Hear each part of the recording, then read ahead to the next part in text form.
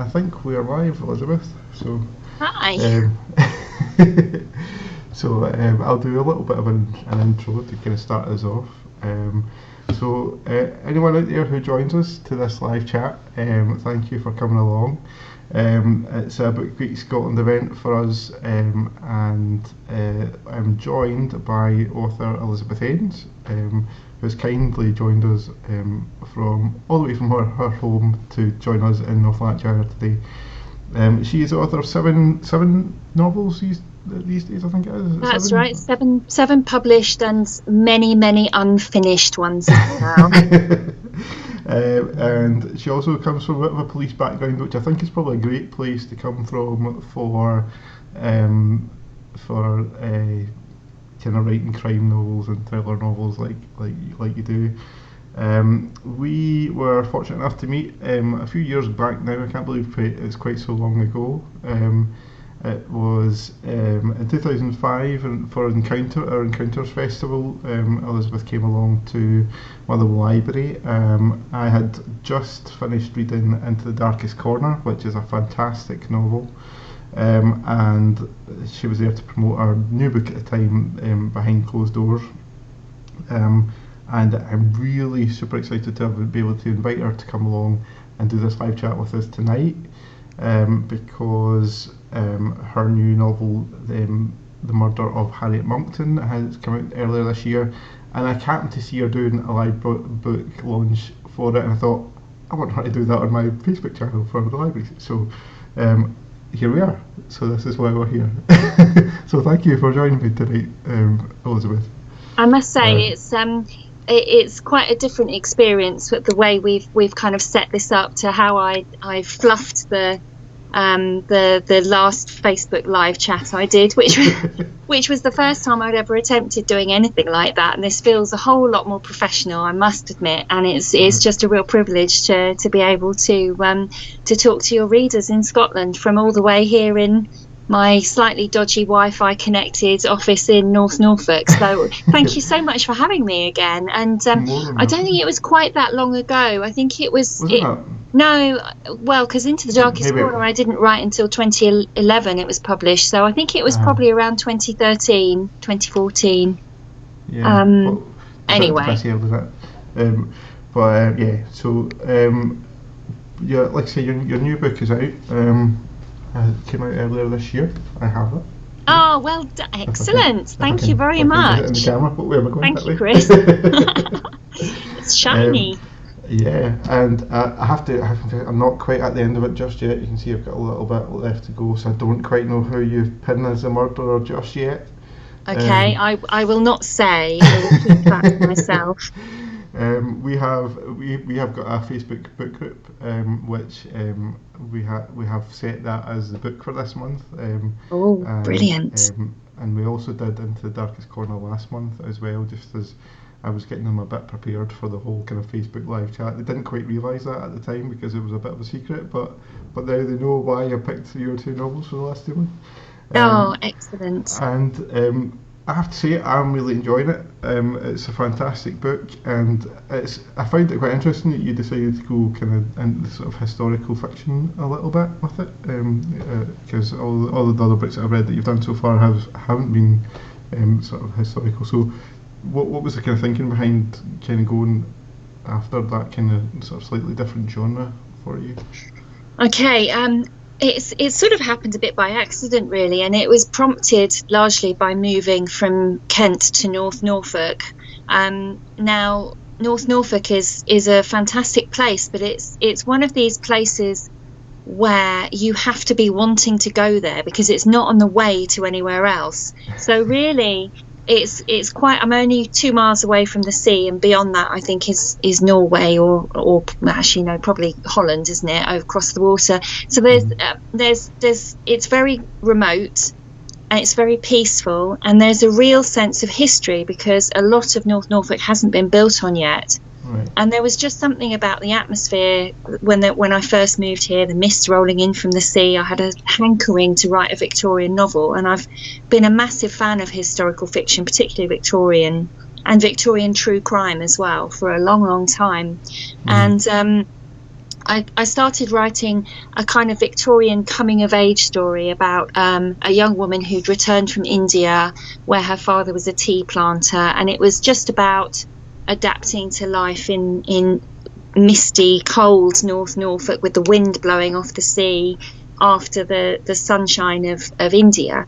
And that was all. It was just going to be quite a nice, almost fluffy love story, which is something I'm always hankering to write and never quite manage, because before too long there was a governess on the scene who was really nasty, and then she fell down the stairs, and before too long I had another murder on my hands, which I almost seem to not be able to help myself when it comes to murders. And then I realised I was going to have to write about a coroner's inquest. And I had no idea about Victorian coroner's inquest, so I did what every self-respecting author does, and I Googled Victorian coroner's inquests, and the results for that directed me to the National Archives in Kew. And I thought, well, next time I'm in London, I'll just go and have a look. And I got myself a reader's ticket, which is, I think, £5 or something forever. And I went off down to Kew, and I had the most amazing couple of hours in the archives browsing through documents relating to Victorian coroner's inquest. And the first one I found was a series of documents relating to the murder of this young woman in 1843 in Bromley in Kent, which is sort of South London, Kent borders. And I'd never heard of her before, Harriet Monckton. And being a bit of a Victorian true crime fan, I thought surely somebody has written about this, because it was a classic tale of poisoning with loads of suspects and intrigue and scandal, lots of scandal. So I was meeting a friend for lunch, so I came out of the archives and got on the tube to the next stop, which was Richmond, busy Googling Harriet Monckton, thinking surely, Kate Summerscale must be onto this, or somebody is writing about Harriet, and nobody had. And the only other thing, intriguingly, that came up was a third document, also in the National Archives, which turned out to be the police notes about their investigation into the crime. So I thought, well, I'm going to have to go back and have a look at that. And the more time I spent with these documents, the more time I spent with Harriet's case, the more I thought, I really want to know what happened to her. Nobody was ever, as far as I could tell, arrested or charged with her murder. And yet there was this whole host of suspects, and this strange delay to the verdict of the inquest. It took nearly 3 years for the inquest to reach a verdict into Harriet's death. And the only way sometimes to find out what happened is to research things like this. And the more time I spent on research, I thought, well, I'm going to have to justify the amount of time I've spent doing this by actually writing a book. Or at least to pretend to write a book. I mean, who knows if anyone's going to want to read it or publish it, but at least I can say, well, I'm writing a book, you see. Of course we so that was where Harriet came from. That's a fascinating way of coming around to it. And while I was looking at a few things online as well, and I discovered that there is a little bit of a loose family link to yourself and the Harriet story as well, which I thought was quite nice. Well, there's a couple of links, really. Firstly, Bromley is a place that I know quite well, because I used to be, in a former life, before the police and before a few other jobs, I used to be a medical rep. So I used to sell drugs on the mean streets of South London for a living, out of the boot of my car, which sounds dodgier than it really is. I was mainly selling asthma medication and anti-allergy products as well. And so I knew Bromley quite well, because that was part of my territory. So when piecing together all the locations that are relevant to Harriet's case, the marketplace and the high street and the various pubs that some of them are still there now, Bromley College and the workhouse, which was demolished, and I could picture it quite clearly. And then in the course of my longer research, I spent quite a lot of time using the census for 1841, trying to work out where everybody lived and where everybody was in 1841. Not quite 1843, but as near as you can get. And Harriet, in the couple of years before her death, actually lived in London. She was a teacher at a school in Hackney, and she lived in Whitechapel with a man called Richard Field, who is one of the suspects for Harriet's murder. She lived in the 1841 census. Harriet is living in Fieldgate Street in Whitechapel at number 6. I believe I've got that the right way round. And I thought Fieldgate Street sounded vaguely familiar, and it reminded me actually when I went back to look that when I'd researched my own family tree, my own great grandparents were living at number 3 Fieldgate Street in 1841, so they were neighbours of Harriet. Which feels to me like a massive coincidence, and sort of made me feel a little bit like it's fate that I found Harriet's story, so I had to be the one to write it. It's a nice touch, and it's like a nice. It must. I like how like there is that kind of little link to your own kind of like background about where the story came from and things like that. It's kind of. It's a nice kind of wee added part to the story. Whenever I thought that was quite a good wee thing. Whenever I found that out myself, like when I came across that online. I mean, you touched on there about the like Richard Field and the story, and obviously Harriet is a big part of the story. I mean, it is her story. There's a few other kind of main characters as well that you go through, and such as Tom Churcher, George Verrell, I think it is how you pronounce it, and Francis Williams as well as Richard Fields as well. I would say they were the kind of 4 sort of main suspects, if you like, in the whole thing. And the way that you've written the book is quite interesting because I feel like you discover a little bit about what their story is to Harriet as you go through, and then you get to the section where you get to Harriet's diary, and you can start to then see her kind of perspective of the whole thing as well, which is not necessarily the same as what the other ones are as well, which I thought was really quite an interesting kind of take on it. So, was that a conscious decision to kind of write it that way and kind of have it kind of split with all the kind of various stories? And then sort of reveal Harriet's kind of side of things near the end. I think the documents that I actually had from the National Archives, which I transcribed, I mean, they're not terribly long, but there's 3 of them, and they're written in this really fine copperplate writing, which actually is in the front of the book. You know, there's an example of that in the front of the book. I had the witness testimonies of Harriet's mother and sister and her brother and the local police sergeant and various other people in the town who were called to give evidence to the inquest. But I also had these main voices. So George Verrell, who was the minister of the chapel where Harriet worshipped, Tom Churcher, who's the brother of one of Harriet's very good friends, Clara Churcher, Francis Williams, who was a fellow school teacher who Harriet was staying with on the night she died, and Richard Field, who is, as I say, her landlord kind of effectively when she was living in London. A much older man, so he was in his 50s, and Harriet was 23 when she died. And of all these people, you know, I got a real sense for who they were from the words that were given for them in this testimony. You know, Frances was clearly an outsider in Bromley, and she was quite outspoken and decried all the gossip and the scandal that was going on about her best friend. And Thomas Churcher was a man who kind of really didn't want to speak to anyone without his father being present, which struck me as being a kind of really interesting thing about him. And George Verrell, meanwhile, was interfering in the proceedings of the inquest. He wrote some anonymous letters to the coroner, and he was very much a kind of fire and brimstone type preacher who kept decrying the enemies of the cross, by which he meant the parish church in Bromley, you know. So he was a particular character as well. And when I had this document, I was thinking, who is the best person to tell Harriet's story? And I really couldn't decide. So I sort of wrote all of them. They've all got a voice in it. And I wanted the distinctiveness of the voice that I'd read in the inquest to come out in the book. So in a way, all of these 5 people who knew Harriet really well, four people, can't count.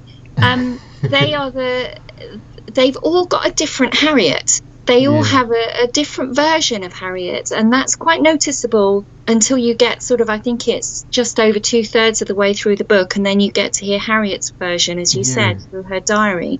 So the words that they actually use in the inquest, in the novel, are the words that come from the transcript. So I've kind of had to work out questions to fit what they actually said, because I wanted as much of the fact that I've got from research to go into the book, with the idea that readers can have a go at solving Harriet's case for themselves, because we still don't know who actually killed her. You know, I've worked out someone and given it a plausible solution, but that doesn't mean it's right. You know, anyone could come to this and think, well, they said that, therefore Harriet must have been murdered by this person. So everything up to the end of the second inquest in 1846, which is in the book, is as accurate and as close to the facts as I can possibly get it. And everything that happens from the end of the second inquest onwards is entirely made up. So Harriet's diary is entirely fictional, and the conclusion that I've come to is entirely fictional as well. So, you know, I've made that quite clear in the afterword at the end. But it's the characters and the way they speak about Harriet is actually kind of how they did speak about her at the inquest, which I think was quite important, really, because I wanted their voices to be as true as I could possibly get them. And I think, like you say, they do all seem to have a different, almost like a different Harriet in their life a little bit. Like, it comes across quite well like that. Like, they all seem to have, as you read it, it does. They all have this differing opinion of what she was like, and then I think that the diary part, which is what I'm kind of at the moment, kind of gives you another different perspective of Harriet again. So it's really intriguing as to how, like, and probably quite accurate to true life as well, how different people can view people in a completely different way, and depending on obviously how they have been with that person and dealt with that person and had a kind of relationship with that person. And we are kind of different people to different people as well. I mean, it's not only their perspective of Harriet, it's the way Harriet would have interacted with them. I mean, it's particularly, I think it's quite noticeable, the difference with how she interacts with men and how she interacts with Francis. And what I tried to do in a way was get a sense of what it must have been like to be a woman, unmarried, of a certain social status and in a certain kind of predicament, as a Victorian woman, compared to maybe how it would be if that happened today. I think and I think you do that pretty well, I have to say. It does come across quite well like that. I think I mean, certainly whenever I've kind of been through, I have found it quite a fascinating story to get through, and with having read a few of your other books, I was kind of like surprised about the kind of historical fiction side of it to start off with, because to me it does seem a bit of a departure from what you're used to publishing. But it was a nice, and I still, what I did think was that it still does have, like, what I kind of think is the Elizabeth Haynes feel to it, which is like the kind of intrigue of how the story unfolds a little bit, and how you kind of piece it together, and then it kind of it's coming to get together near the end. It reminded me actually kind of quite a bit. The stories are obviously completely different in terms of the story, but with Into the Darkest Corner, you've got that kind of same thing. For it's like the intrigue from the start. You have the two different time periods, and you're kind of sort of wondering how it's going to kind of match up at the end and things like that. And it's really an interesting kind of an interesting take, but the style of your writing still comes through, which I thought was really good. I've just noticed we've got a question from somebody watching, and it's one of my Facebook book group people. Lorraine has asked, how did you find out about the case for Harriet? So you kind of touched on that a little bit earlier on, but through your kind of research at the archive? Sure. Well, it was coming across the documents quite accidentally in the National Archives when I was trying to research something else. But also, I mean, what I did after that, and I can tell you a bit about the historical why I chose to do a historical one as well. And I think it was the opportunity you were saying about the link between Into the Darkest Corner.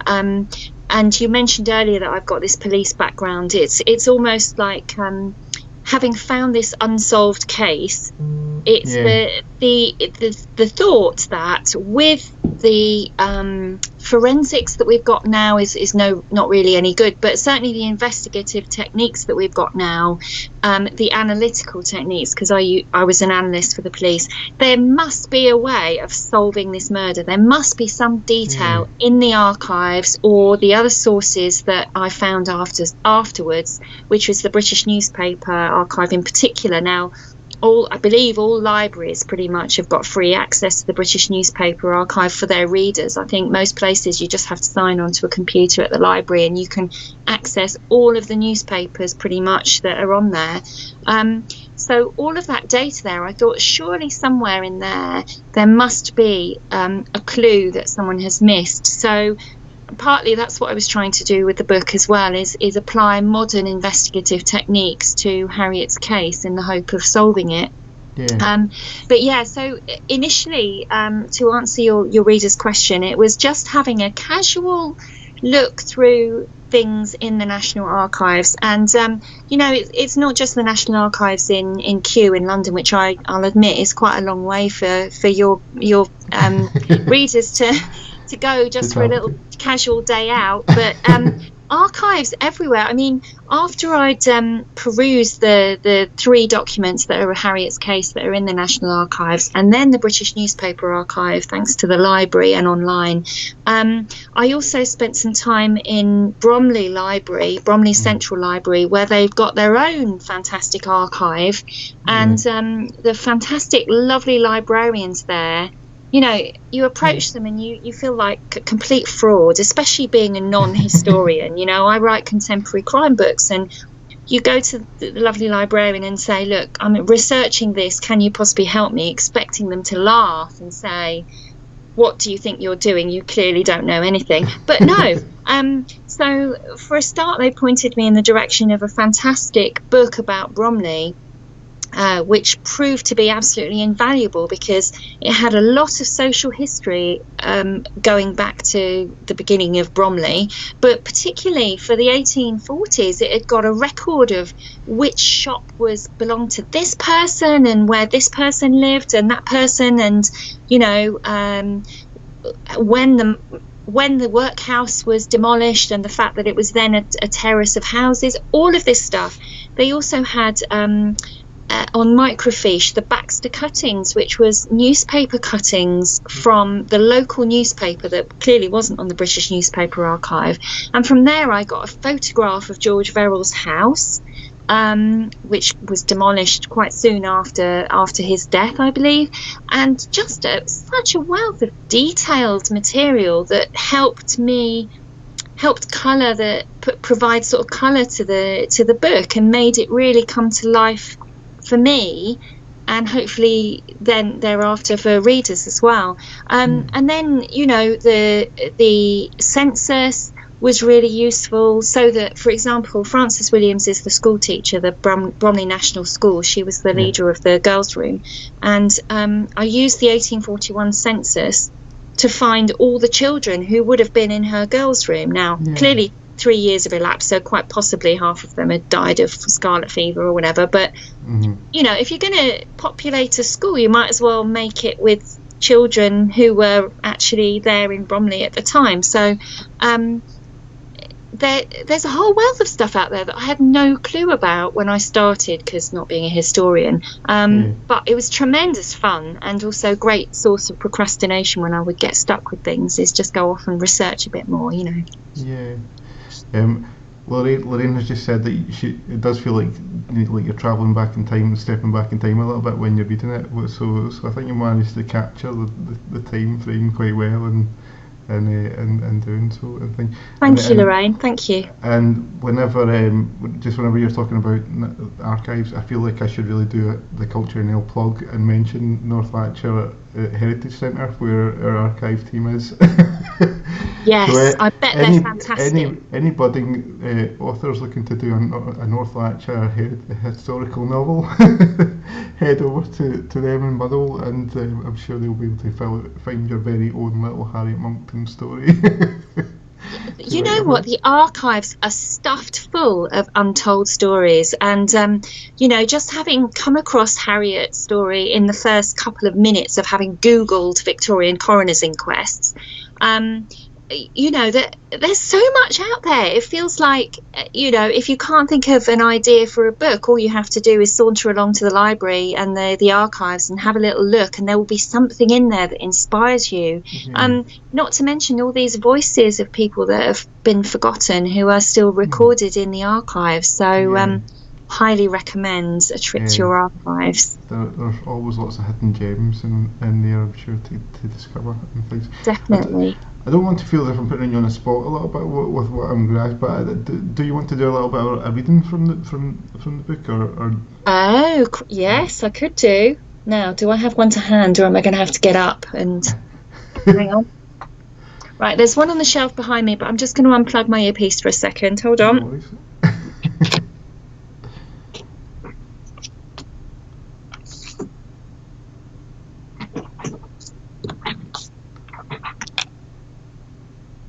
Okay. Hello. Right, let's plug that back in there. Do my best reading out voice. I will read out a little bit from the prologue, which shows us how Harriet died. Okay. Monday, 6th of November, 1843. When death comes to visit, he arrives clothed in the most unexpected of disguises. Harriet Monckton did not have time to think this or remark upon something as profound as death and life. She did not even, in the end, have time to say her prayers or ask for help or confess her sins. But at least she was not alone. Such a privilege is not afforded to all. Perhaps this act visited upon her was one of mercy. There had been conversation, a little of it, hushed, although this late and in this place there was nobody to hear.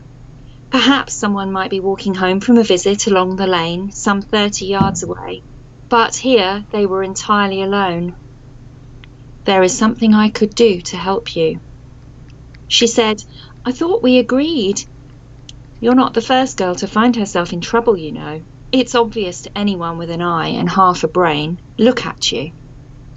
She even looked down at herself. Dresses hide a great deal, but there comes a point when the swelling of a girl's belly lifts the bottom of her stays, and the whole shape of her looks odd, looks wrong. If I just had enough money, she said, then I should go away and not trouble anyone any further. This is a better way. Solves the problem altogether. Do you want it or not?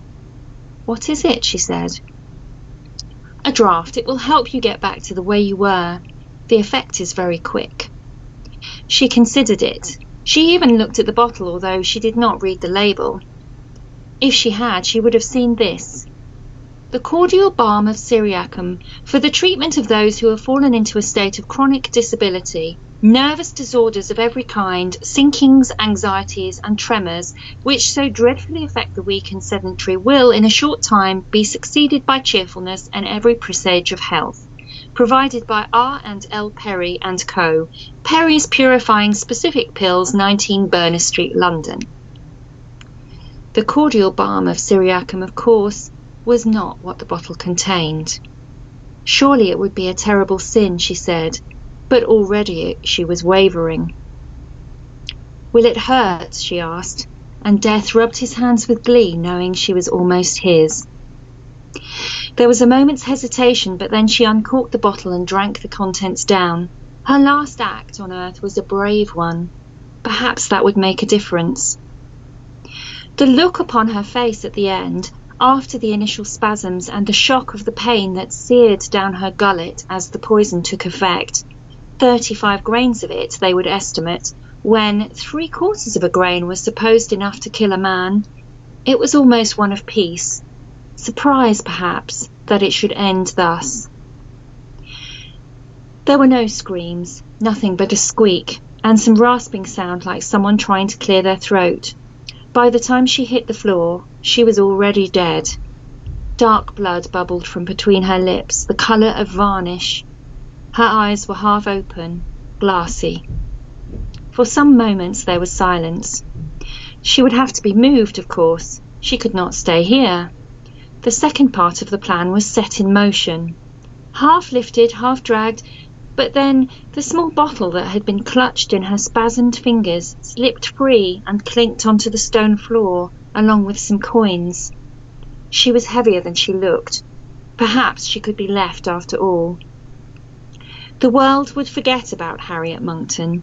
Within a few years, even her family would cease to talk about her. Just another girl who had fallen into sin like so many others. It was better this way. After the initial shock, her family would thrive without her. Her friends would be able to resume their lives in peace. The town would go back to the way it was eventually, honest, righteous, sure in the knowledge that order had been restored. There had been no other choice. For the greater good, it had to be done. From outside the chapel came the sound of footsteps on the flagstones. Someone was coming. Well, there we go. Yeah. And if you want to know more, you can visit one of the North Lanarkshire libraries and own a copy from us. Please do. So, yeah, well, that was fantastic. Thank you very much for that wee bit of a reading. I've got another question from Lorraine as well. I'm going to give you half of the question just now because the other half is kind of something I was going to touch on a little bit later on. Okay. But what she's asking is, for your next book, do you plan on kind of sticking with the historical thing, or kind of maybe coming back to kind of current times again? Now that's a really good question. Thank you very much, Lorraine. And it allows me to say two things. So firstly, in the course of my research into Harriet, I thought one of the things I'd better do is Google all of the people who were suspects for Harriet's murder, just in case 10 years down the line, one of them was arrested for a different murder or a crime, which would therefore make it more likely that they had been the perpetrator of Harriet's murder. So in the course of that research, the only thing I found was another set of documents also in the National Archives about something else that was going on around the same time as Harriet's death, involving one of the suspects for Harriet's murder. Now, it's not another murder and it's not necessarily a crime, but it's something really quite nefarious and is a whole new story in its own right and massively complicated. And I've been researching that one for getting on for 2 years now, sort of side by side with Harriet's, but also now in its own right. So in theory, that's going to be the next book. But I was getting quite stuck with how to tell the story, which voice I was going to use to tell the story. So all the research is kind of sitting there at the moment, just waiting for me to find the way in. And in the meantime, I got a bit distracted by Scotland. And so the book I'm writing now, because I always write in November, about which probably more later. But just getting that in, just in case, didn't want to forget. Don't worry, I'm ready. You're on it. So currently at the moment, I'm writing a story set on a Scottish island, a remote island with a lighthouse on it, and a man who is the nature warden of the island. He was going to be a lighthouse keeper, and then clever bit of research revealed that there are now no staffed lighthouses. They're all automated, so he can't be a lighthouse keeper. And a young woman who arrives on the island to manage the bunkhouse that's used by bird watchers, which is the only other building on this remote island. And they're both quite damaged people, and it was going to be a love story where they're both kind of healed by the island and each other, and being lonely and that sort of thing. That was what I was hoping for, except there's like a little loch on the island that was used by the original islanders for rainwater for water. And just looking into this black water just made me think that was a great place to put a body. So as is my problem, I don't seem to be able to write a nice fluffy love story. It has to have a body on there somewhere. So it's got a bit of a darker element as well. But yeah, that's what I'm writing at the moment. That sounds fantastic, and we always like a book about it's based in Scotland. I mean, that's going to go down at a storm with our readers, I'm sure, so that we will definitely have to watch out for that one. I'm very honoured that you don't mind that a southerner like me feels that has the nerve to write about somewhere as magnificent as this Scottish island. So not at all. I hope that I do manage to do that with some degree of accuracy. I had a really lovely little flying visit to Scotland actually in September. Because I was not, I have to be very careful how I say this, but there is a wonderful Scottish island that I was using as inspiration rather than as a factual base for where this is going to take place. So if you like, I've visited an island and I've used that as inspiration, and then I've created another fictional island which is a little bit further out in the sea, which is where it's all actually going to take place. So yeah, that was wonderful, and it was brilliant. I had great weather. I didn't get seasick on the boat trip out to the island, and about which more if the novel ever comes into being. But at the moment, I'm just a shade off 100,000 words with it, so I'm motoring on and hopefully getting close to the crucial point. Brilliant, fantastic. Now I'll kind of take us back a little bit to some of your previous books, and so that just if there's anyone who's maybe kind of not read any of your previous books, kind of touch on a little bit of what you've written in the past. So your debut novel was Into the Darkest Corner, which is still one of my favourite books, I have to say. I remember a while back telling you that it kind of inspired me to have a go at writing, which I shared with you at the time. I don't know if you remember. It's not really went any further than that, unfortunately. I may need to kind of get in tow with you in this whole November thing, so which we'll get onto a bit after. But so Into the Darkest Corner is to me is a fantastic book, and you must be quite proud of that book. I'm sure it won some amazing awards when it came out, and it kind of also led to the kind of series, the sort of series that you with the Briarstone series as well a little bit, because there's a little link in there to the next few of the novels as well. Do you still get asked about Into the Darkest Corner now whenever you go out to do talks and things like that? Sure, yeah. I mean, it's strange. I'm getting a lot of reminders about it just now, actually, because it's 10 years ago this year that the book was accepted for publication. So literally, I think it was 2 days ago, on my Facebook memories, it came up with have had a brilliant discussion with a publisher. They want to publish my novel. I can't believe it. And that was 10 years ago.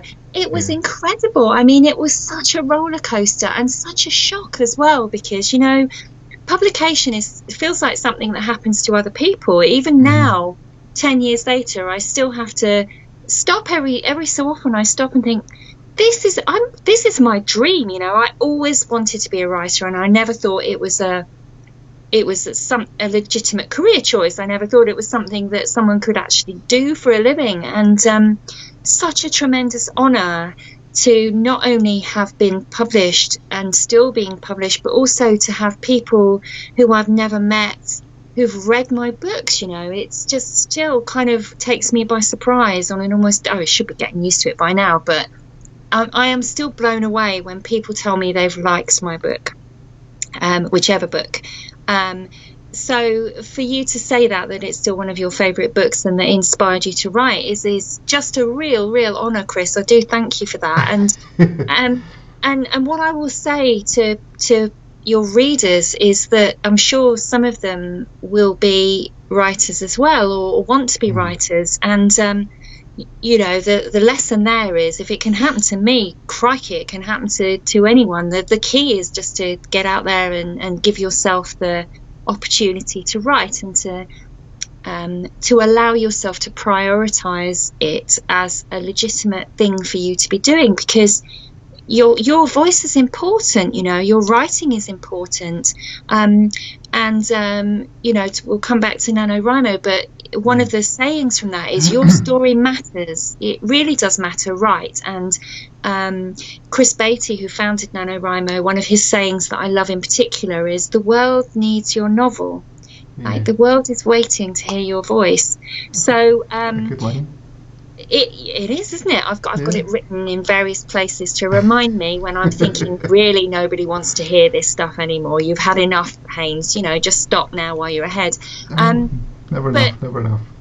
Into the Darkest Corner, it came out of my experiences working for the police.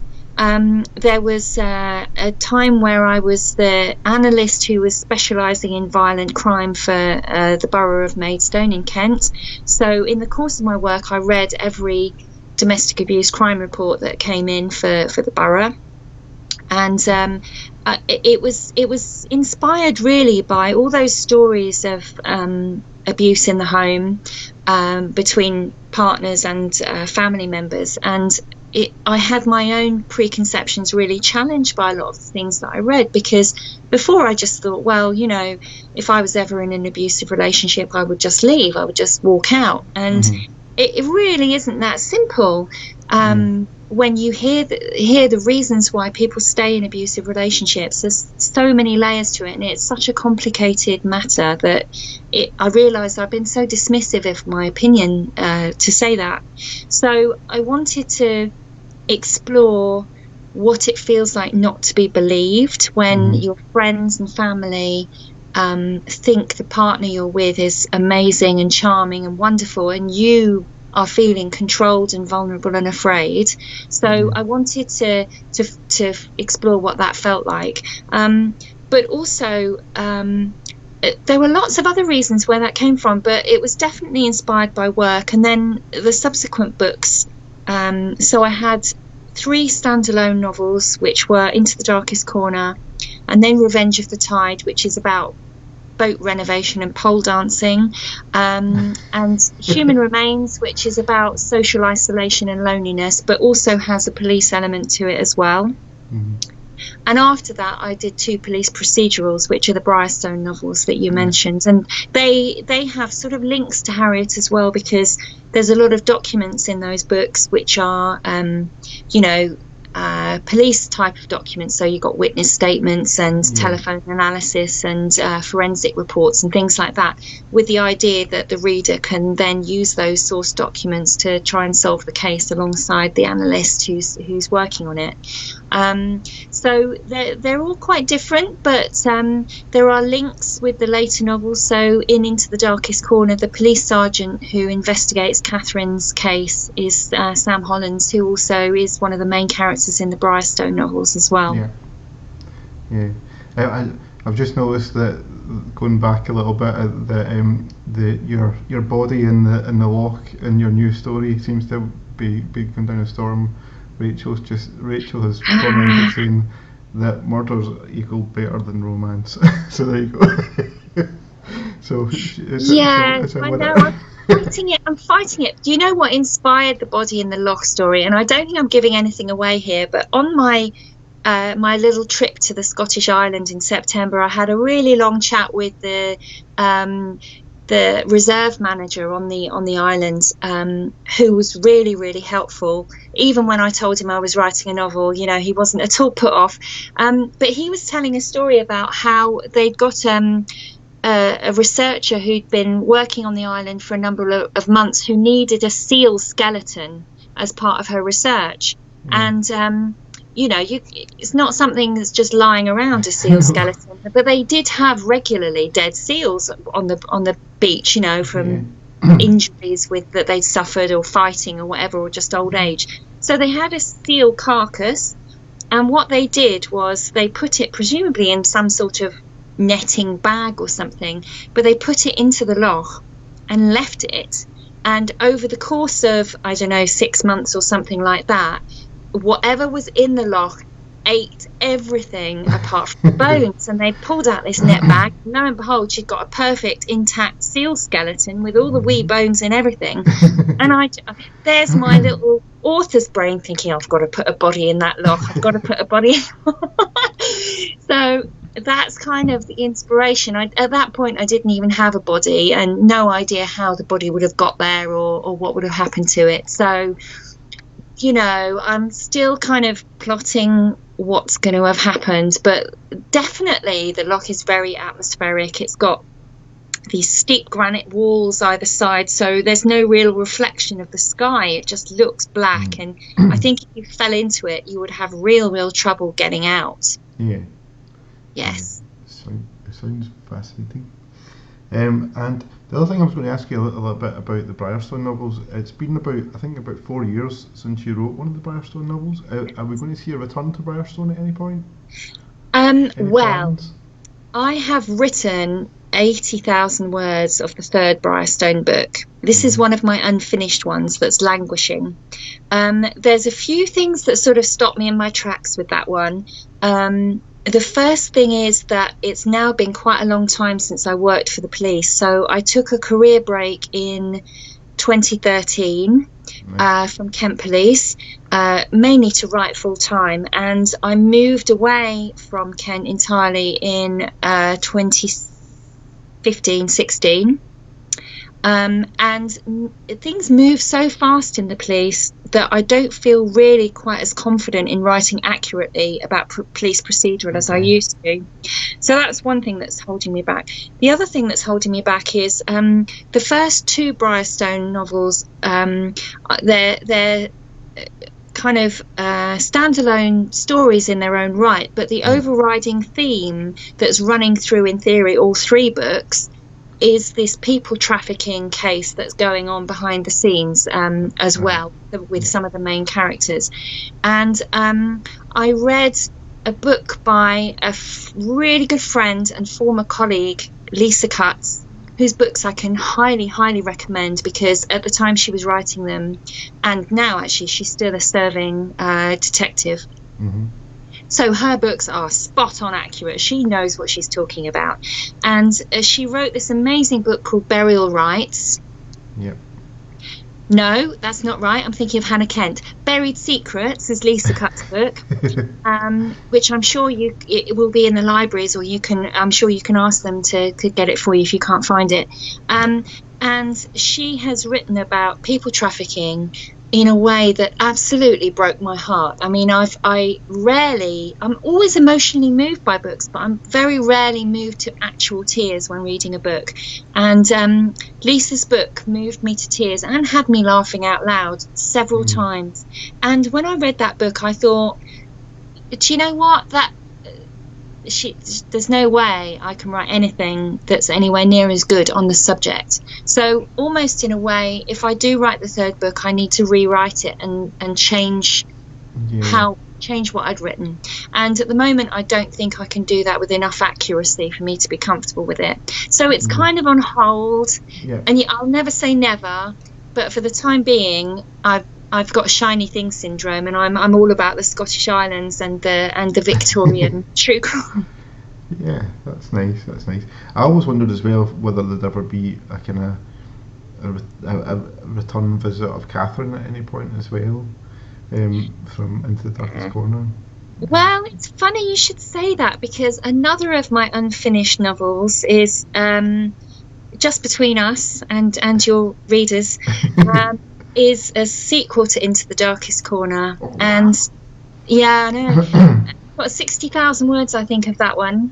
And I had a dream. This is sounding so naff, I'm really sorry.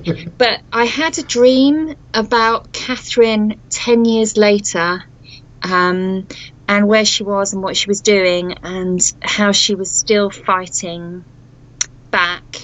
And then getting the call to say that Lee has escaped from prison with the assistance of a female prison officer who had subsequently turned up dead.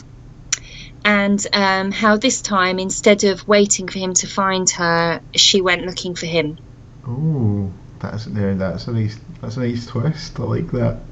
I know. I'm getting excited about it now. I might have to go and reread what I wrote, but for the time being, anyway, I'd written 60,000 words and almost nothing had happened. So I sort of let it sit on the hard drive. But yeah, I might have another look. Yeah, that sounds fantastic. Now you kind of mentioned it briefly earlier on, but I know another big kind of passion of yours is NaNoWriMo. Is that how you pronounce it? Yeah, that is, yeah. Which is National Writing Month. National Novel Writing Month, yeah. National Novel Writing Month, yeah. So can you kind of fill us in a little bit more about that for anyone that doesn't know too much about it? Sure. So National Novel Writing Month is based on a website that it started in the USA many years ago as an online challenge to write 50,000 words in the month of November. And over the years, this has become a global phenomenon. So the fact that it's National Novel Writing Month shouldn't put you off. It's very much international now. Mm-hmm.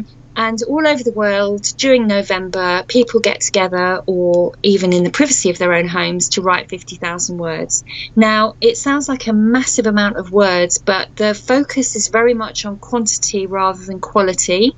So the book you're writing doesn't have to be any good. It doesn't have to be spell checked or make any sense even. It just has to be written. And the thing with it is it gets you over writer's block. So for years and years, I had been writing little bits of conversation and short stories and things that would potentially go on a bit longer, but always I would get stuck. I'd get to a point and think, oh, this is useless, what's the point, and just stop. And I had hundreds of these snippets of things, and I never had anything full length and finished. I never had a reason to finish anything. And then in 2005, a friend introduced me to NaNoWriMo.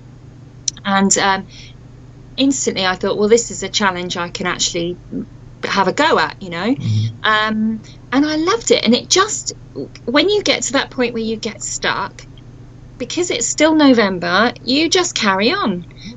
So, you know, you can swap to a different scene, or you can have a challenge, throw a challenge into the mix, and just, it doesn't matter if it doesn't follow or doesn't make sense, because you can edit afterwards. So the net result is the end of November, beginning of December, you end up with 50,000 words, or even 30,000 or 100,000, you know, however many you end up managing to write. Yeah.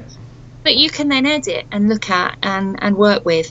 And usually when you come back to it in January or February, or whenever you've got time, there will be some nuggets in there that you think, crumbs, did I write that? You know, where did that come from? That bit's actually really quite good. So I think it's a fantastic opportunity. If you've ever thought to yourself, I've got a novel in me, I'd really like to have a go, this is your opportunity. Now, I know we're quite far into November already this year, but don't let that put you off. If you feel like giving it a go to the website, which is nanowrimo.org. Yeah. And have a look, and there will be a local region for you with somebody who is kind of like a cheerleader, and I'm one of the cheerleaders for Norfolk. And basically just give it a go and have a go at writing. So, Chris, do you think, I mean, this November, I believe you're probably really quite busy, but do you think maybe next November could be your year? Are you going to give it a go? You never know. I mean, I have like these wee spurts of thinking about writing, and then never really ever get anywhere with it. I noticed, I don't know if he's still here, but one of my colleagues joined the thing a minute ago, Russell Brown, who has just had a book published, and I remember it's his second book that he's just had published. Forgive me, Russell, because I can't remember the title of it.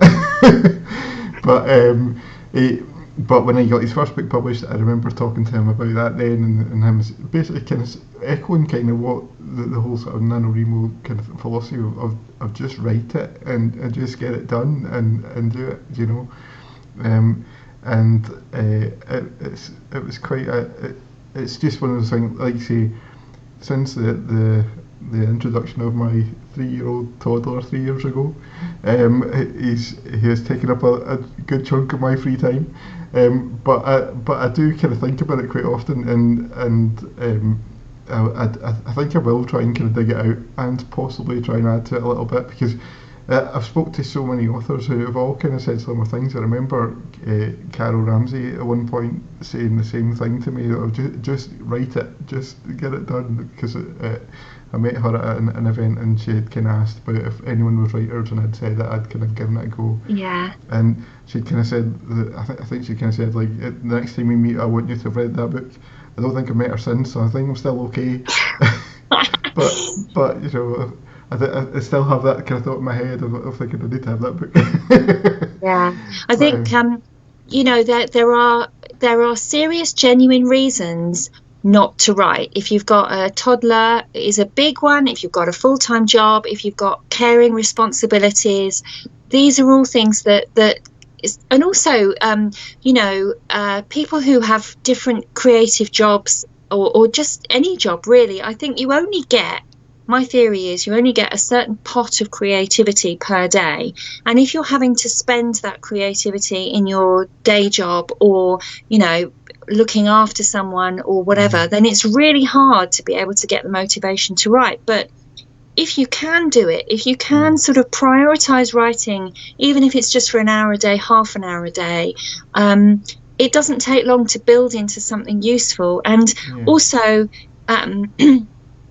sometimes it's about the things that are stopping you writing, which are very real and genuine. But also, I think one of the things someone said to me once, which has really stuck with me and is a bit of a motto of mine, is just, you've got to get out of your own way. And a lot of the things that I was putting up as obstacles, i.e., this is rubbish, nobody's going to want to read it, publishing is for other people, all of these things, I can't finish it because I haven't got a good enough story, I can't write about police stuff, this was before I joined the police, because I don't have the necessary authenticity to be able to write police procedurals, therefore I'm not allowed to do it. All of these things are kind of obstacles that I put in my own way. And I think it is so easy to do it, you know, is to not believe in yourself and not think that this is for you because it's for people who know what they're doing. But the first draft of everything is rubbish. Someone very famous said that. And, you know, you have to give yourself permission to write rubbish, because when you're comparing yourself to the books that are on the shelves in the library, for example, each one of those books will have gone through a very extensive editing process. And if you could cast a glimpse at the first draft of that book, you would see that actually, you know, a lot of the stuff you're writing is probably better than most people's first draft. So that's not a good enough reason not to do it. If anybody's watching this and thinking, yeah, but I'm not good enough to do it, I'm saying, yes, you probably are. Yeah, you just need to give it a go. And Rachel's just kind of mentioned, I've noticed that Rachel's mentioned about is it too late when November's almost over, but you would argue no, not a chance. So no, absolutely not. In fact, I think we've still got 2 weeks, haven't we, of November? 10, 11 days or so, I think. Which is loads. And you know, I have worked with people. I've had people in Kent region and Norfolk region who have started in the beginning of November, and then real life has intervened, and for the middle 2 weeks they've not managed to write anything, and they've written the rest of it in the last few days or a couple of weeks. So I would argue that if you started today, even if you only got 20,000 words, which is infinitely doable with those last 10 days, then you would end up the 1st of December with 20,000 words that you didn't have before. And what's good about NaNoWriMo is there's a terrific momentum that comes from writing with people who are doing the same thing around the world. So on the website there are forums to encourage you, there's writing pep talks, there's you put your word count into the website and it gives you a nice little chart showing your word count increasing through the month, you know. So there's all these tools on there to get you writing a lot every day, as much as you possibly can, and to encourage you. And this is why I do it every November still. I mean, 10 years after first being published, people say to me, why are you still doing NaNoWriMo? You know, you write all year round. Yes, I do, but I tell you what, it's so much easier in November because there's this push. There's all these people saying, come on. And there's word sprints as well, which I should also mention, which is often done online, so you don't even need local people who are also writing. But what you do is you get together with a few other people online. Someone sets a timer for, say, 20 minutes. You all write as fast as you can for 20 minutes. And then at the end of the 20 minutes, you compare word counts. Now, we're all writing at different speeds. So someone might do 500 words in 20 minutes. Someone might do 100. Someone might do 1,000. But you're only really competing against yourself. So you do the next sprint and you're trying to beat your own word count from the previous 20 minutes. Now, it sounds kind of like a bit horrendous, really, is just to be writing potentially garbage for 20 minutes.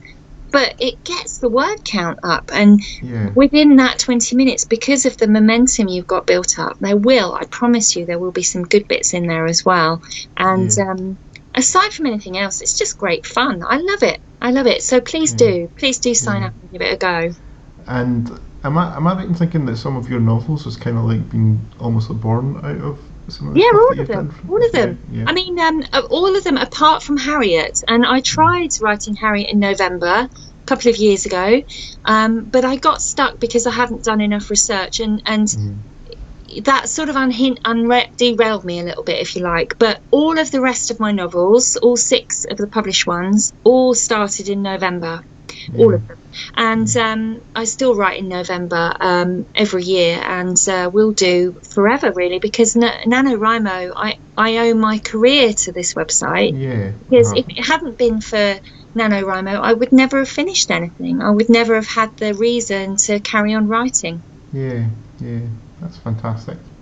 Well, I've kind of personally kind of run through everything that I was going to kind of chat with you about. I don't know if anyone has any last few questions that they want to add to chat quickly before we kind of wrap it up. I have kind of commandeered your time tonight for over an hour now, which has passed so quickly. It's been great fun. It's been great fun. I will also say that, I mean, I'm hoping if someone else comes up with a question, that's great. I can certainly hang around for a bit.